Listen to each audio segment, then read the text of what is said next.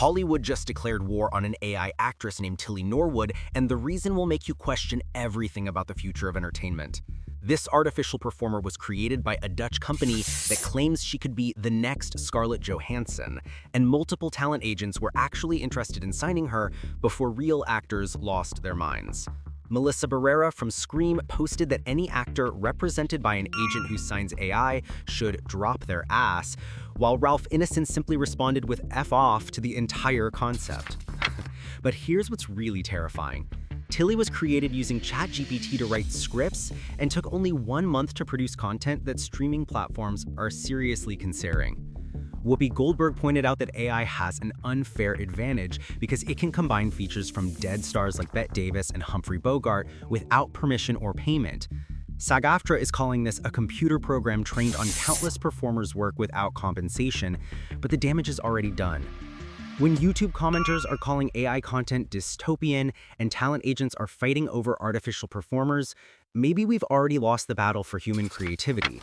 Streaming platforms are about to flood the market with AI actors who never demand raises, never have scandals, and never say no to exploitative content.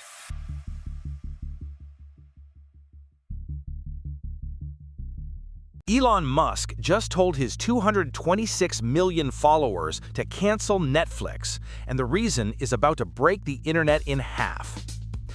The world's richest man is leading a boycott over a canceled animated series called Dead End Paranormal Park that featured a transgender character, claiming Netflix is pushing a woke agenda on children.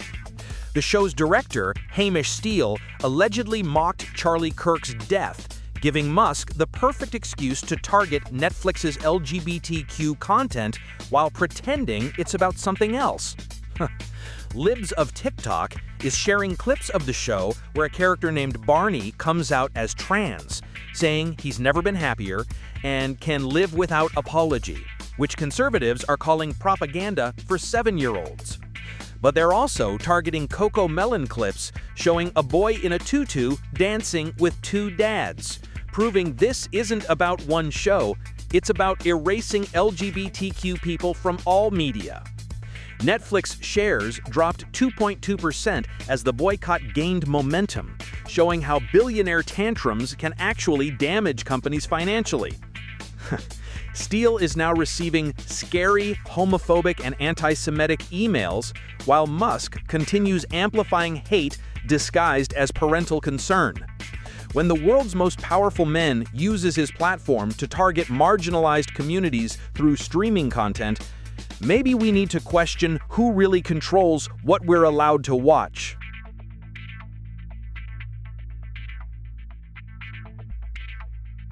Disney just sent a cease and desist letter to character AI for stealing their characters while secretly planning to replace all their actors with artificial intelligence. The company is furious that the AI platform systematically reproduced, monetized, and exploited Disney characters without permission, forcing them to remove all Disney chatbots immediately. But here's the hypocrisy that will make your blood boil. Disney is simultaneously working with AI companies to create artificial performers for their own content while suing others for doing the exact same thing. They're protecting their intellectual property from AI exploitation while planning to use AI to exploit their own creators and actors.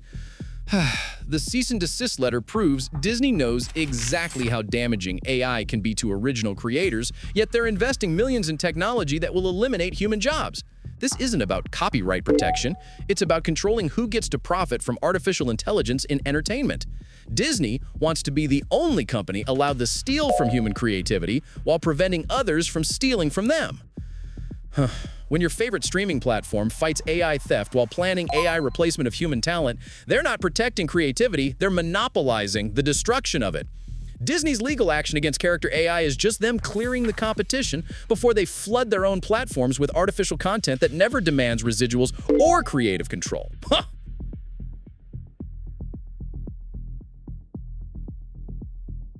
Netflix is secretly removing hundreds of movies and TV shows this October, and the timing reveals their most manipulative strategy yet. While families are looking for comfort content during Halloween season, Netflix is creating artificial scarcity by purging their library and claiming they need price increases for new programming. This isn't about licensing costs, it's about psychological conditioning designed to make you grateful for whatever algorithmic garbage they serve next.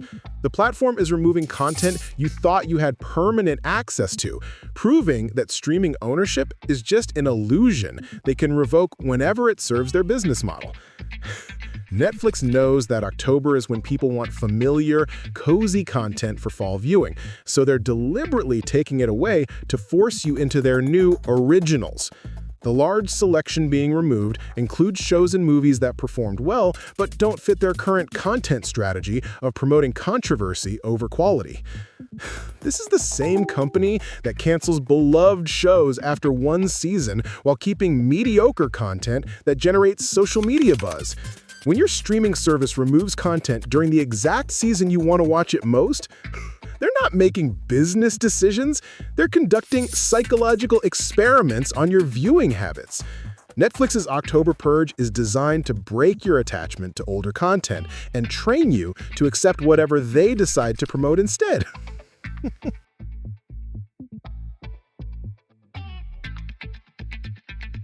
OpenAI is secretly planning to flood Hollywood with AI-generated content, and the entertainment industry is pretending this isn't the end of human creativity. The company behind ChatGPT is working on an animated AI feature film that they want to premiere at Cannes Film Festival, while James Cameron just joined the board of AI company Stability AI. But here's what's really insane. The Academy Awards is now allowing AI-generated content to compete for Oscars, with films like Emilia Perez and The Brutalist winning multiple awards despite using artificial intelligence to alter actors' voices. This isn't the future of entertainment. It's the systematic replacement of human talent with algorithmic content that never demands creative control or fair compensation. OpenAI's Hollywood takeover is happening with the full cooperation of studios who see AI as a way to eliminate the most expensive part of filmmaking: paying actual people. The same platforms that lecture about supporting artists are investing billions in technology designed to make artists obsolete within the next decade. When AI companies are planning Cannes premieres and Oscar-winning directors are joining AI boards, the entertainment industry has already decided that human creativity is too expensive and unpredictable to maintain. Streaming platforms will soon be filled with AI-generated content that looks professional, but lacks the soul, experience, and genuine emotion that only human performers can provide.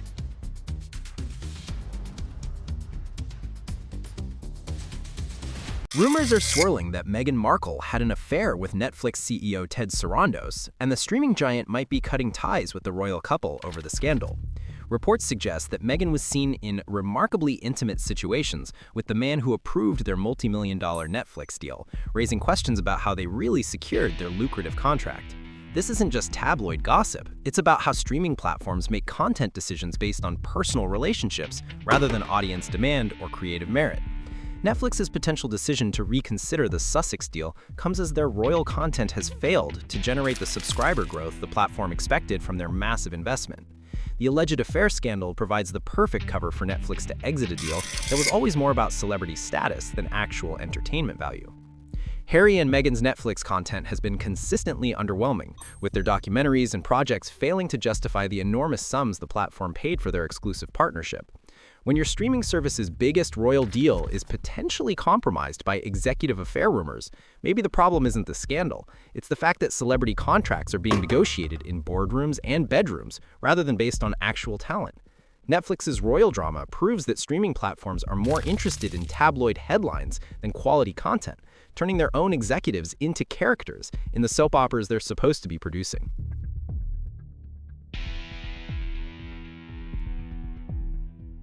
Streaming platforms are ignoring a massive child exploitation crisis while pretending to care about user safety, and the technology is making child protection nearly impossible. Artificial intelligence is being used to create deepfake child exploitation content that's so realistic that even experts can't detect it. But Netflix, Disney+, and other platforms are doing virtually nothing to address this growing threat. The same companies that lecture about content moderation and user safety are allowing AI-generated illegal content to slip through their detection systems, because stopping it would require admitting how dangerous their AI partnerships really are. Streaming platforms are profiting from AI technology while children suffer from the same artificial intelligence being used to create exploitation material that's flooding the internet. The platforms know that their AI detection systems can't keep up with AI generation systems, creating a technological arms race where predators always stay one step ahead of protection measures.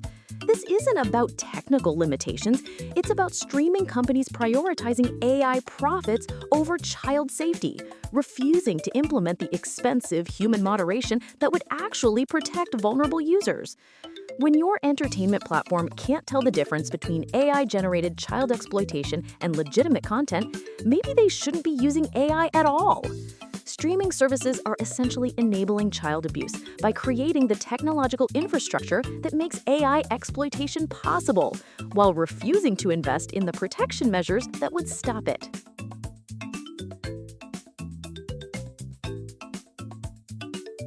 Netflix is turning real murders into binge-worthy entertainment, and the victims' families are paying the ultimate price for your viewing addiction.